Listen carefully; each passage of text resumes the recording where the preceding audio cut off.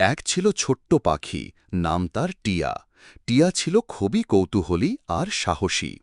সে প্রতিদিন নিজের ছোট গাছ থেকে উড়ে গিয়ে নতুন নতুন জায়গা দেখতে ভালোবাসত। একদিন টিয়া শুনল দূরে কোথাও একটা বিশাল সাগর আছে, যেখানে অনেক সুন্দর পাখির বাস। সে ঠিক করল সেই সাগর পর্যন্ত উড়ে যাবে। রাতে ঘুমানোর আগে টিয়া তার মায়ের কাছে বলল, মা, আমি কাল সকালে সাগরের দিকে যাত্রা শুরু করব।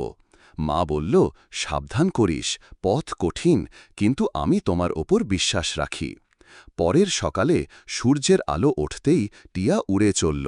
প্রথমে সে পাহাড় পার হল, তারপর ঘন জঙ্গলের মাঝ দিয়ে গেল। কোনোদিন ঝড় আসলো, কোনোদিন তীব্র গরম পড়ল, কিন্তু টিয়া থেমে গেল না। একদিন সে বিশাল সাগরের ওপর দিয়ে উড়ছিল। হঠাৎ করে বাতাস খুব শক্ত হল, আর টিয়াকে তাড়াতাড়ি নিচে নামতে হল। সে একটা ছোট্ট দ্বীপে নামল বিশ্রাম নিতে।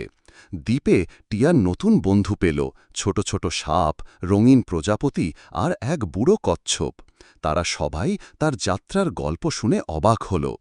কয়েকদিনের বিশ্রামের পর টিয়া আবারও সাগরের ওপর উড়ল। শেষমেশ সে পৌঁছাল সেই সুন্দর পাখিদের দেশে, যেখানে তার নতুন নতুন বন্ধু আর সুন্দর গাছগাছালি ছিল। টিয়া বুঝল, বড় যাত্রায় অনেক ঝুঁকি আর কঠিন সময় আসে, কিন্তু সাহস আর ধৈর্য থাকলে সবাই সফল হতে পারে। আর তাই ছোট্ট টিয়ার যাত্রা শুধু তার স্বপ্ন পূরণ করল না, সবাইকে শেখাল বড় স্বপ্নের পথে সাহস ও ধৈর্যের কোনো বিকল্প নেই।